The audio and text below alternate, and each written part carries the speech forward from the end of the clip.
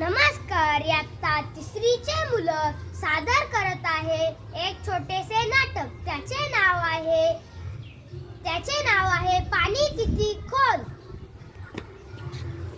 आता मी खरंच म्हातारी झाले, हा कडवा काही मला चावेना. अरे बाळा, माझं एक काम करशील का? हो, सांग ना.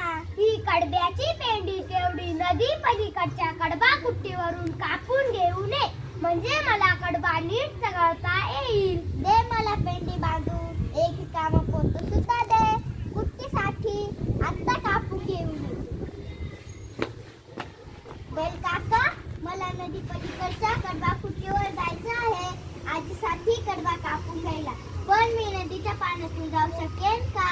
नदीला पाणी जास्त आले, मला भीती वाटते.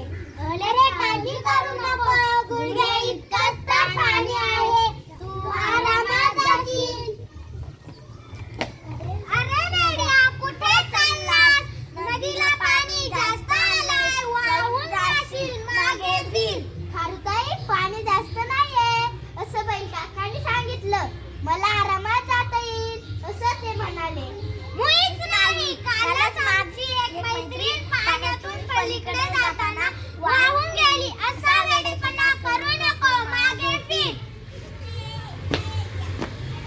का रे, लगेच परत आला? कुट्टी बंद होती का? नाही ग आजी, मी कुट्टीला गेलोच नाही. नदीपासूनच परत मागे फिरलो. नदीला पाणी जास्त आले, मला भीती वाटते. अरे, असं कसं होईल? सकाळीच तर गाढव दादा नदी पार करून आला, त्याच्या पोटापर्यंत सुद्धा पाणी नव्हतं असं तो म्हणत होता. अगं, मला बैल काका म्हणाले पाणी कमी आहे. पण खारुताईंनी सांगितलं तिची एक मैत्रीण पाण्यातून पलीकडे जाताना वाहून गेली. मग मी घाबरलो आणि परत आलो. अरे, नीट विचार कर.